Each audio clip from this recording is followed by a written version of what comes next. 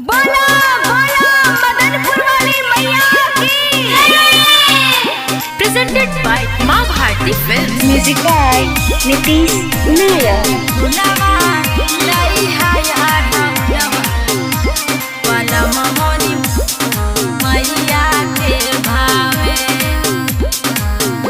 अरे लैला तू बेली चमेली सजन बाकी मैया के नाही भावेला अरे बलमु सुना लैला तू बेली चमेली सजन बाकी मैया के नाही भावेला मन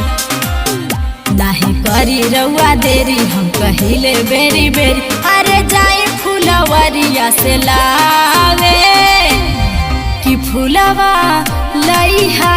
ढौलवा बलम मोरी मैया के भावे कि फुलवा लइहा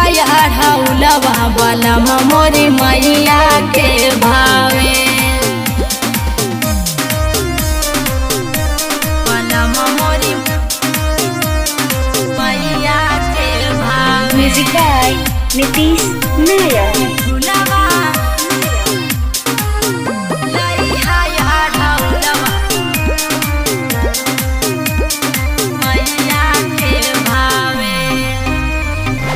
हर साल लैला ऐसो भूलैला रहे कहाँ हो दयानवा हमरो सजनवा बोलीना तनी अपन मतिया खोलीना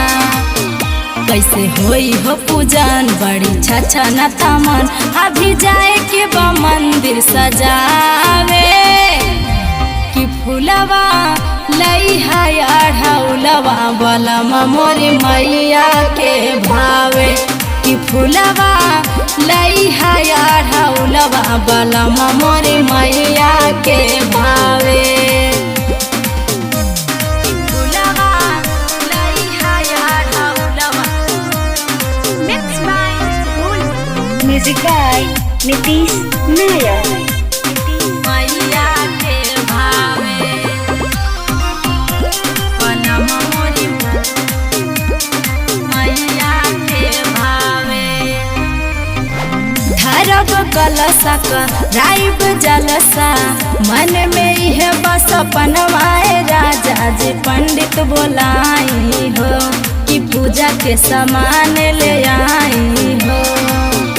उससे मिला गौतम के बाई है अरजी बोलू जाई ना बजरिया से लावे कि फुलवा लइहा ढौलवा बलम मोरी मैया के भावे कि फुलवा लइहा ढौलवा बलम मोरी मैया